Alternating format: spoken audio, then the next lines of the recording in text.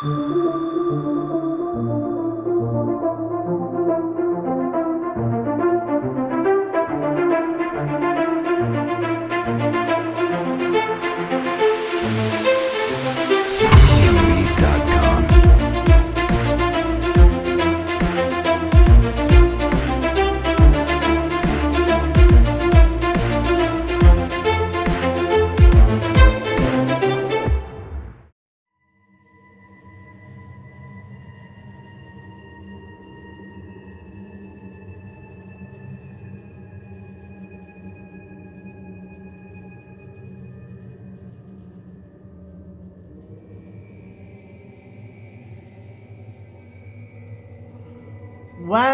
hello everybody. Thank you so much for joining me today. I want to start off by firstly apologising. It's been a while since I released a episode. Time has just been running away with me. I've just been a little bit busy recently. And I just wanted to apologise basically. Let's just get that out of the way. Thank you so much for hanging on in there for this final episode on female serial killers. That's right, guys. We started off Horrornormal by looking at some notorious female serial killers from the 1800s, and we even covered I don't know if she was evil or just really clever, because Gayul Tofana from the 16th century, who invented Aqua Tofana, the poison, helped murder over 630 people. I don't know if she was just pure genius or just pure evil, but let me know what you guys think. Leave a comment down below if you watched that.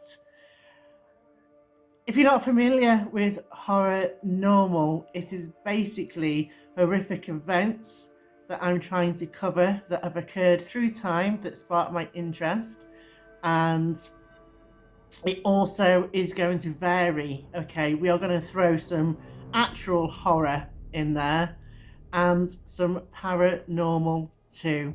I know it's been a long time since I brought out a paranormal video, and I've just been a little bit sidetracked with trying to get this underway first, but we will be touching upon paranormal too, so bear with me for that, guys. Okay.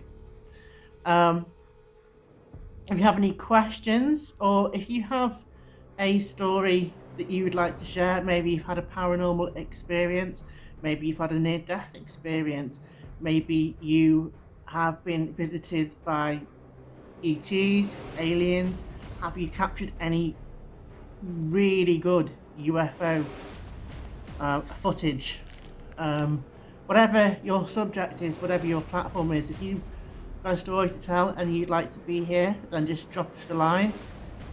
horrornormal2022@gmail.com. Okie dokie.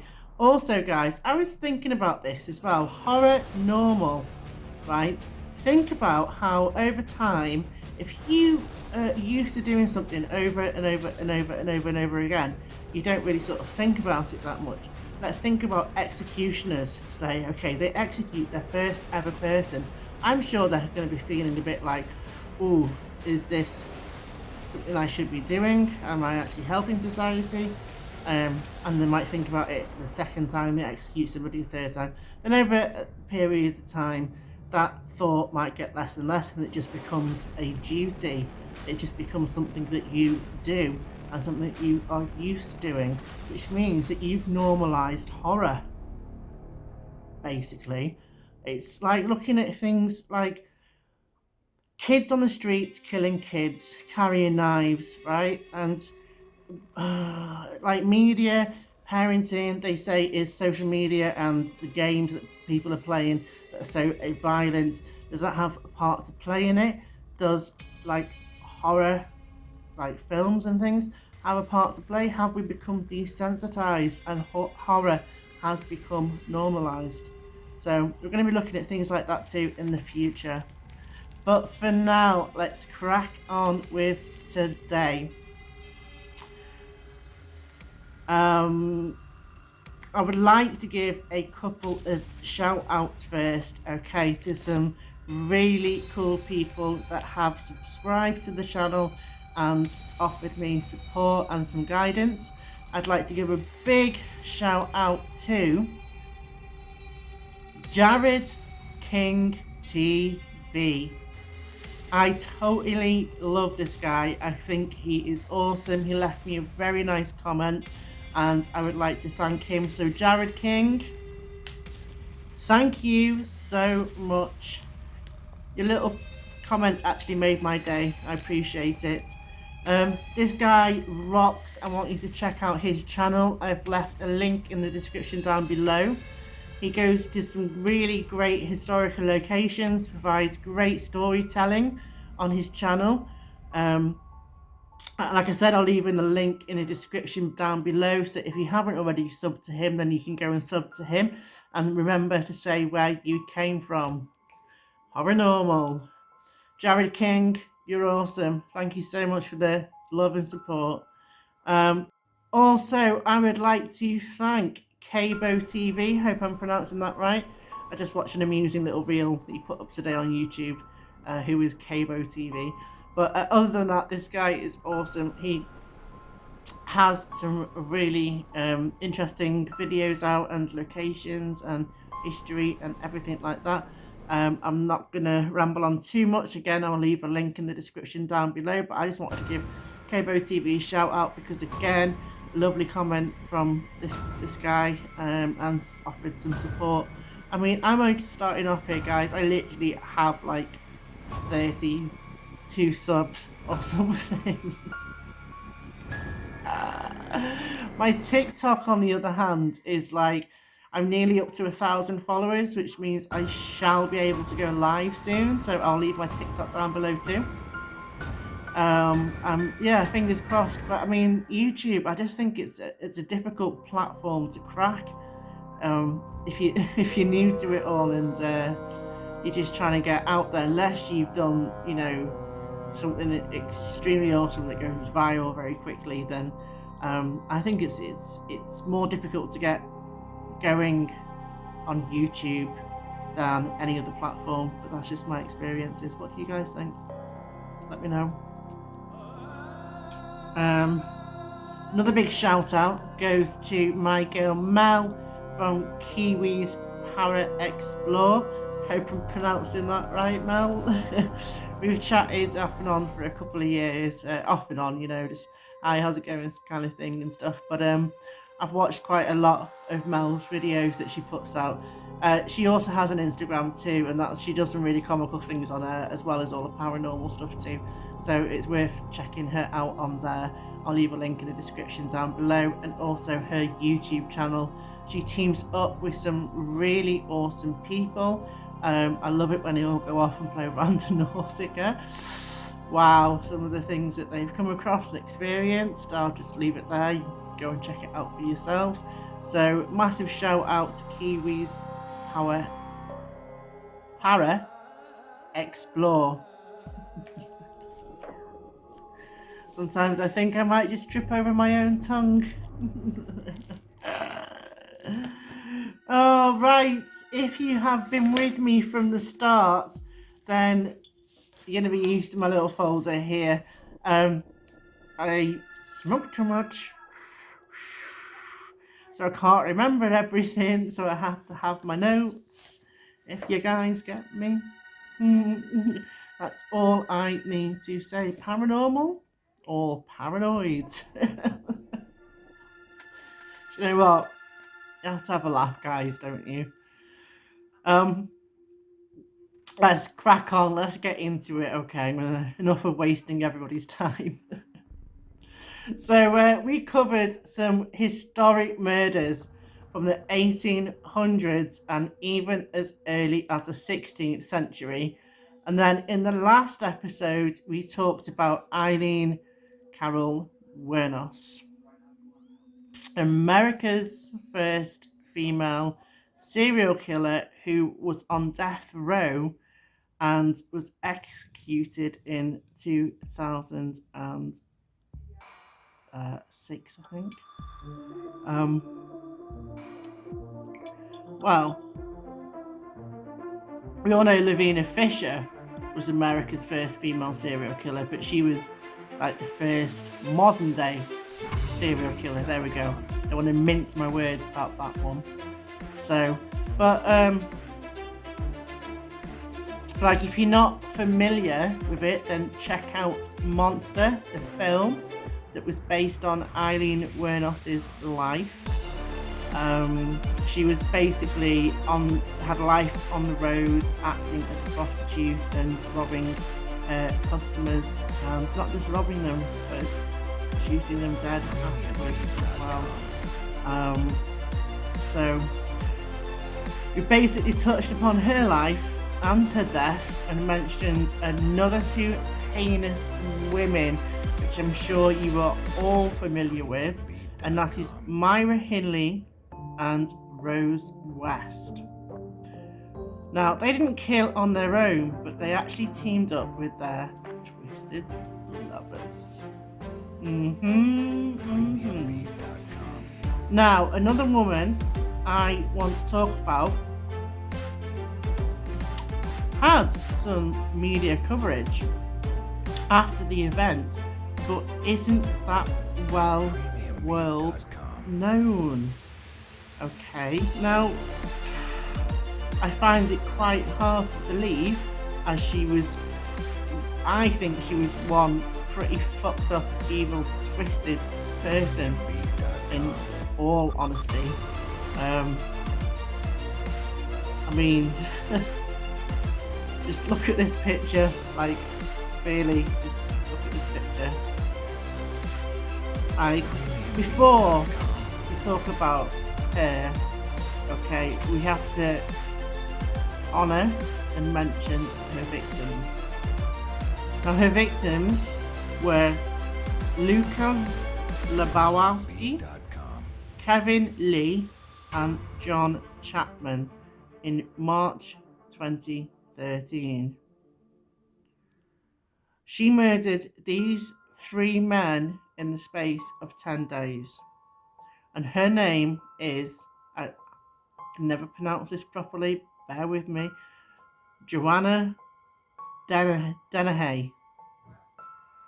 And these murders occurred in Peterborough, the UK, and were known as the Peterborough Ditch Murders.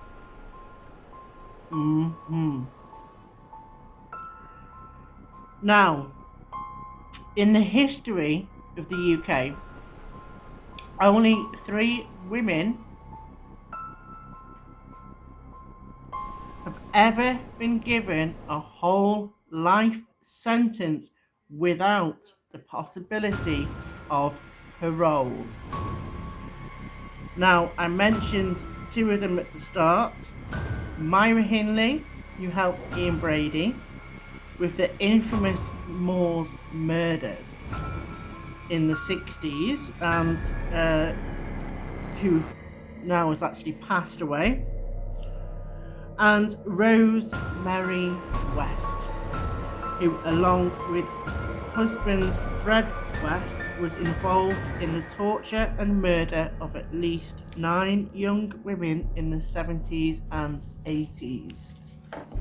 I'm sure you are very familiar with those people, guys. The third lesser known killer, Joanna Dennehy, who was... Oh, who was she? Why did she stab 3 people and then attempt to kill another 2? Oops. No. Another 2 whilst on the run from the police. I'm going to see if I can try and play just a little clip for you, if we can get a little news clip up here. Fingers crossed this idea worked and you're seeing a little news clip. But first tonight, Joanna Dennehy said she wanted to be famous like Bonnie and Clyde. She murdered 3 men and then went on the run to Hereford looking for more victims. Anthony Bartram tells the full story of the day a serial killer came to town. You may find some of the scenes upsetting.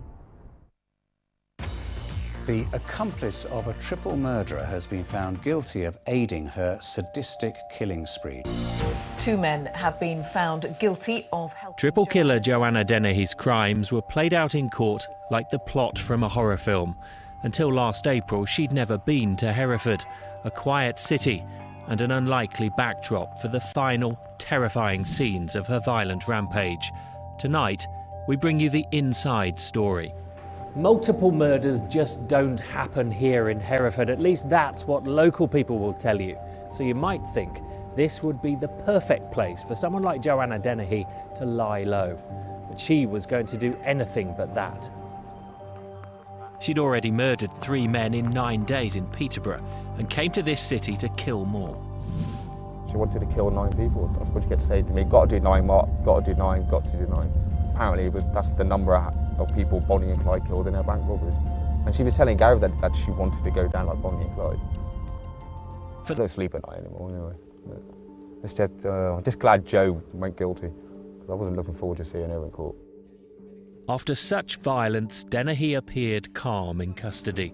She's since been diagnosed with a psychotic personality disorder and admitted the 3 Peterborough murders and the Hereford stabbing spree.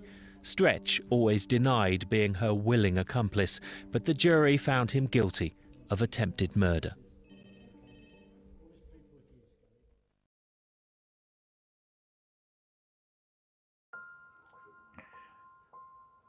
If that worked, then we just watched a little news clip, so yep. Okie dokie. To try and get our heads around this evil, vile woman, we need to address her history and her upbringing. What made her want to kill in this way, and why the obsession with knives? I mean, seriously, this chick had a fetish. I'm going to say fetish for these knives, right? We can see in this picture here that she is holding this serrated, big, like hunting knife. Did she really think that made her look good? That made her look cool, did it? Was she meant to be intimidating or something? I really don't know, to be honest with you. Did she suffer from mental health? What do you guys think? Let's take a look into it. She was born to Kevin Dennehy and Kathleen Dennehy, and she had a sister called Maria. Now, Kathleen and Kevin had dreams of their daughter one day becoming a lawyer. And I guess that they didn't expect that their daughter would be needing the lawyer big time. All troubled teens, like, you know, they go through little phases and things like that, and they run away. And she was not one from shying away from running away, basically. She ran away on many occasions, it was reported, from her parents. She claimed that she wanted to live independently, and that little dream of hers could come true once she turned 16, which is the legal age in the UK to move out of a family home. Now, Dennehy was diagnosed after this, after all these murders, after these dramatic things that she has done and put people through.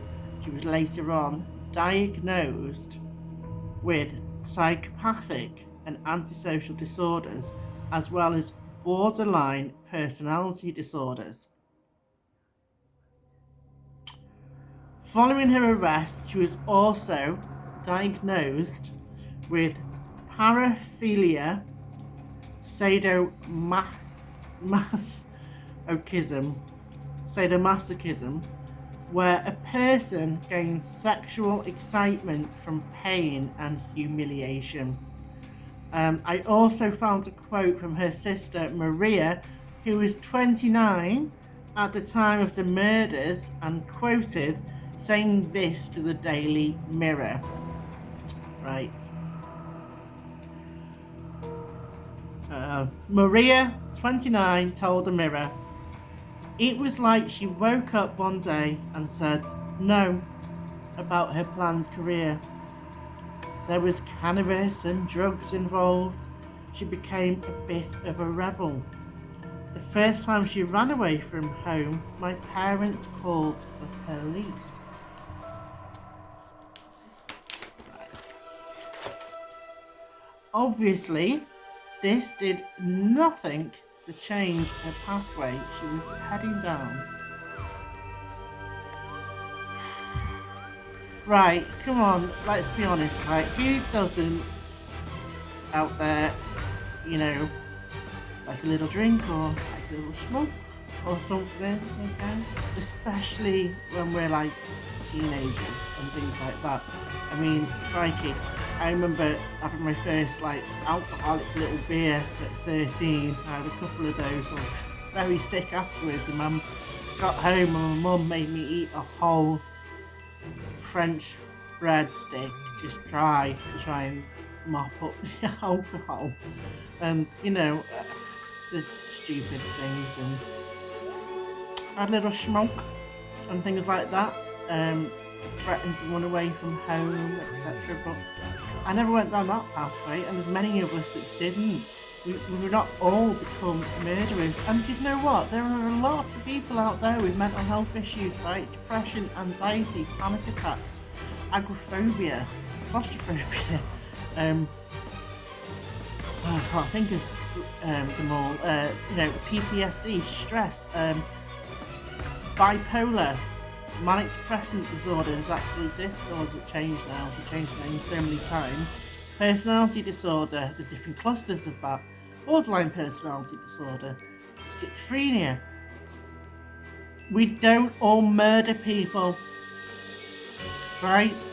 Let's just get that right. We're not all murderers. So what made Joanna Dennehy want to kill? And did she have a hatred towards men? Does that have something to do with it? I mean, does that remind us of somebody maybe like Eileen Wuornos? Because she, I think, ended up being like a lesbian, and maybe she hated men, and that's why she actually killed them. The life wasn't in danger like she said it was. She claimed that, I did it in self-defense and things like that. But, you know, Joanna Dennehy, there's no self-defense claims here. She brutally murdered these people. So, do you know what, right? Listen, I am sure that there are many of us who grew up there either hating our parents or not letting, you know, for not letting us go to our friends' houses or that cool party that we wish we could have gone to. Sometimes we might have shouted, I wish it was somewhere else, I wish I'd never been born. Plenty of us probably rebelled, and plenty of us probably said, I wish you weren't my mum and dad at some point. You know, like, wow, I was a bit of a dick when I was younger, but I'm alright now. And I still didn't grow up like becoming a killer. I actually grew up becoming extremely thankful for my parents and the life that I've had. I probably have some regrets of things that I might have said out of anger and hate when I was younger, but I didn't become a murderer. And I love my parents, I love my mum and dad. Mum and dad, if you're watching this, thank you so much for supporting me, love you. Gotta give your mum and dad a shout out, haven't you? Come on. Right. Let's crack on. Right, so this Joanna Dennehy, she stabbed 3 men.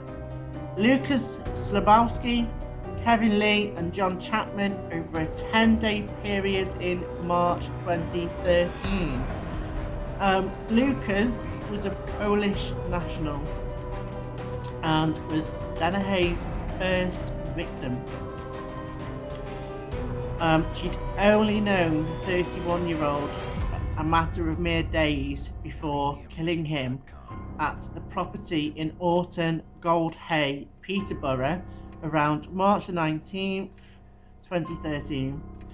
And he had told his friends that he had met an English girlfriend.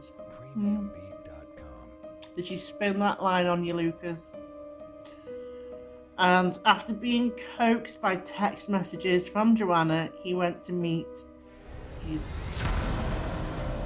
go meet her.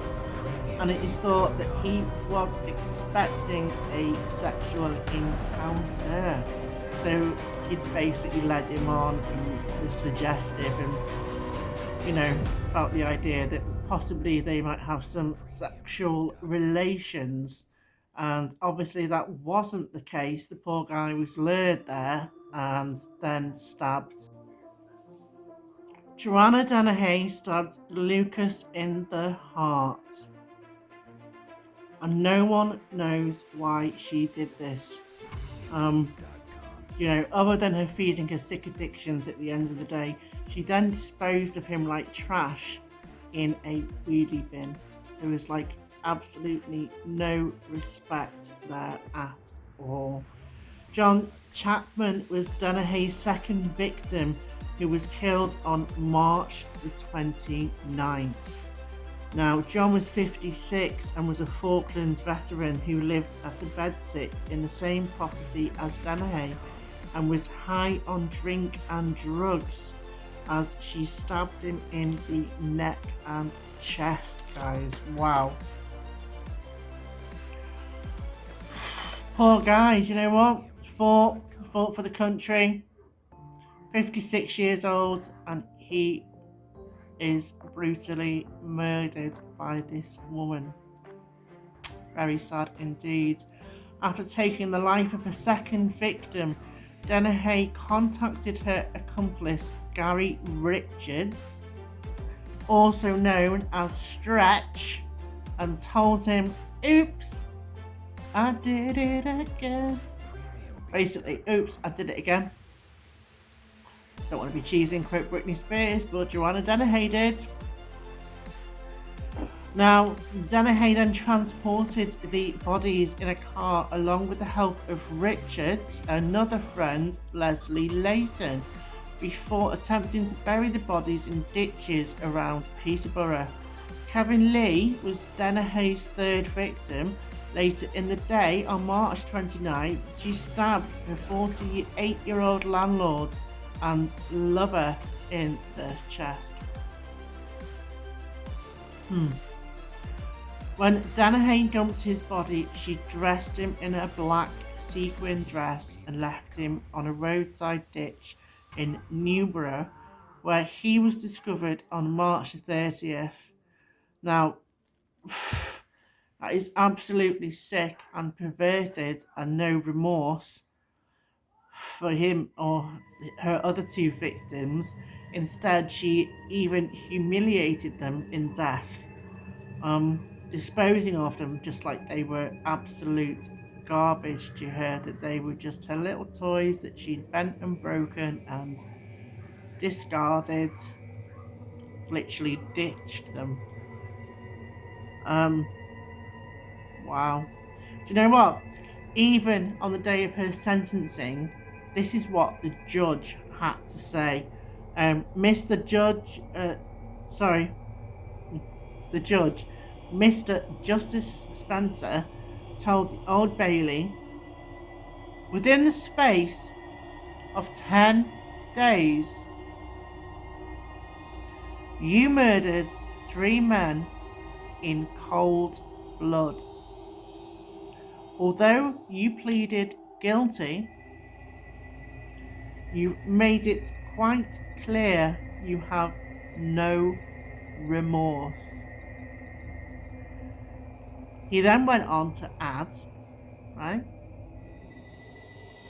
You are a cruel, calculated, selfish, manipulative serial killer. powerful. Well, she was, and she is. And I mean, what, you know, that whole like paraphilia, sadomasochism thing, and then the pure humiliation after death as well. I mean, really been sequin dress and ditching people. Absolutely disgusting. And you call yourself a woman, Joanna? Not at all. Joanna was ordered to spend the rest of her life in prison without the possibility of parole.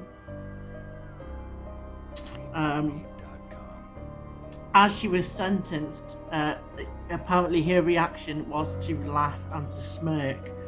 You know, during her time in prison, Dennehy plotted her escape by planning to murder a prison guard, chopping off their finger and using it for the biometric security. Right? I'm going to get a security guard, and I'm going to chop the finger off, and then this is the way that I'm going to get out. Not a bad plan, but it's definitely not going to work, mate. I'm telling you that now. And apparently she even fell in love in jail with a woman called Hayley Palmer, another inmate who was serving time at the HMP Bronzefield, and the two had a suicide pact which was not successful. Oh, shame there. Apparently the pair are aiming to get married after Hayley was released from prison. So she gets to be released and live on the outside, while Paula and Joanna gets to be on the inside. Enjoy married life, love. If you get that far. Do you know what? So now you're a lesbian serial killer. So I think from the start that you had a hatred towards men, and you decided, fuck it, today I'm going to do something about it. I think you played men. I think you manipulated them. I think you were probably a lesbian for your whole life. You probably knew it, but you also knew that you could use sex in such a way that you could get men to do what you wanted to do. Now, do you know what, guys? I'm gay. That's right. You didn't know. I'm a lovely, big, juicy lesbian. And I don't hate men at all. I'm not embarrassed to share that fact with you at all, guys. I want to say that some of my best friends over the years have been men, and in fact, I think I probably got on with them better than I do with women. So, God knows how I managed to maintain a relationship for the last 9 years. Who knows? So, I don't really have enough information about her upbringing and her history fully to make a full conclusion or opinion about this. We have to really look at all of the facts. I think she was extremely manipulative. I think that it was something that probably started to develop early on in life, and that she's probably always fantasized about killing or targeting men. And I'm guessing that she used her sexuality as a weapon, and, you know, making flirting a lot like this clip I found actually after her arrest, which is just absolutely unbelievable. Let's take a look. Like, wow. When Joanne is arrested, she shows little of the bloodlust that's fueled her brutal attacks. Joanne was caught in the vehicle which had parked up after the second stabbing. She was a passenger in the front seat. She was very calm. She engaged with the officers and even produced the knife that she had just used on the two men in Hereford and handed it over to the officers. Joanne is brought to Hereford Police Station for booking. Afternoon.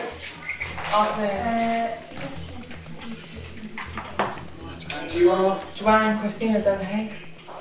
So you've been arrested on suspicion of attempted murder and murder. Okay.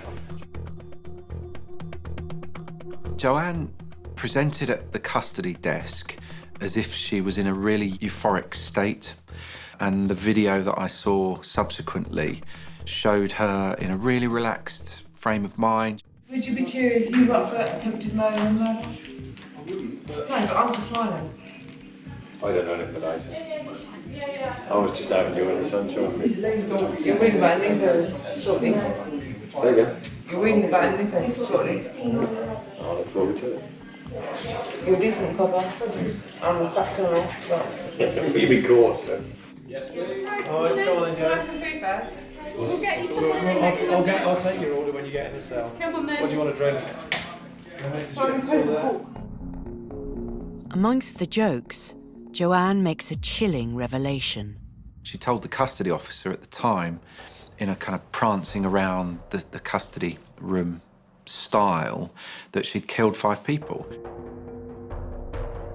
Did she mean, in her calculation, that the 5 people that she'd killed included John Rogers and Robin Beretta? Have we got more murders? How does this kind of progress? How does it unfold? We've got the complexity of a murder in Cambridgeshire. We've got 2 people that sound like they're going to die in Hereford. And actually, it's a really pressurised time. Really pressured.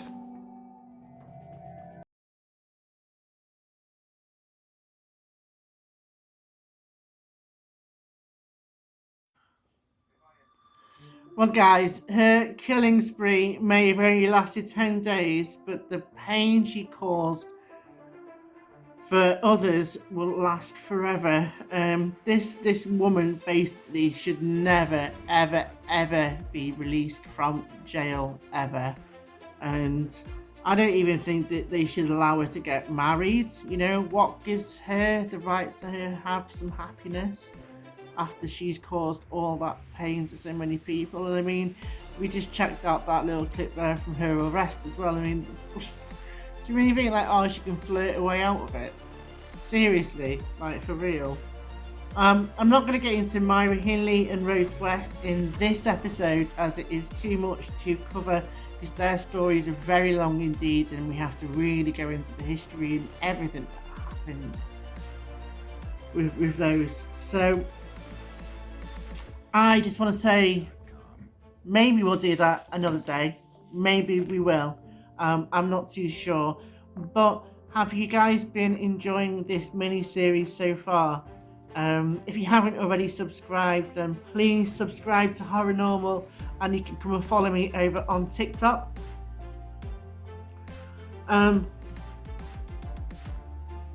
Next time, we're going to shake things up a little bit.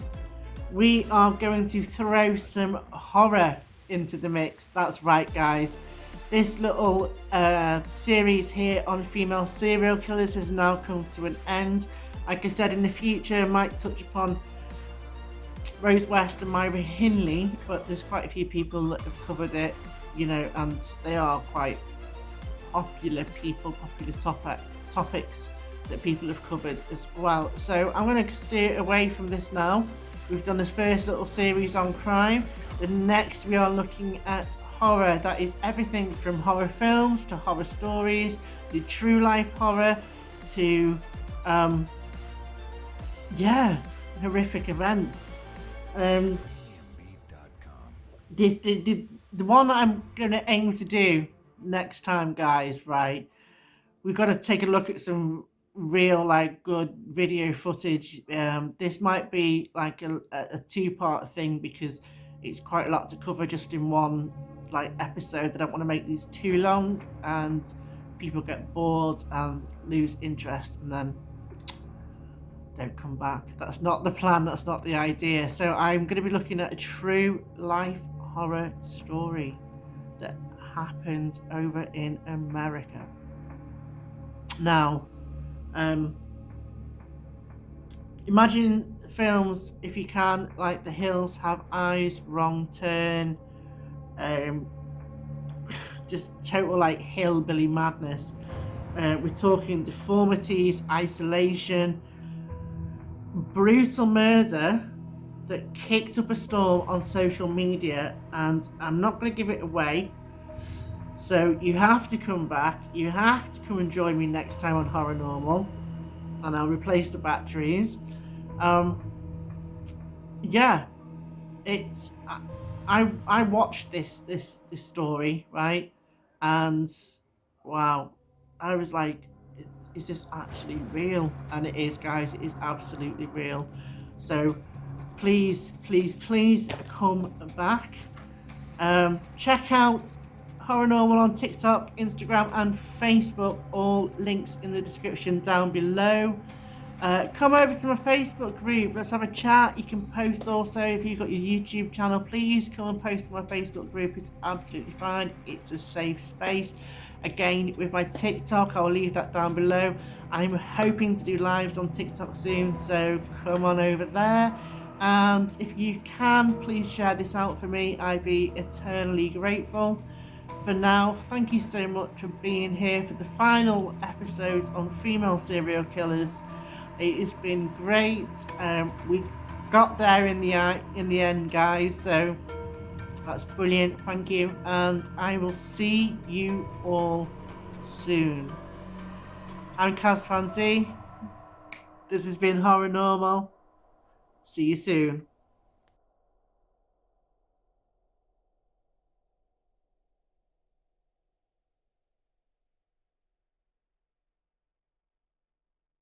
Mm-hmm.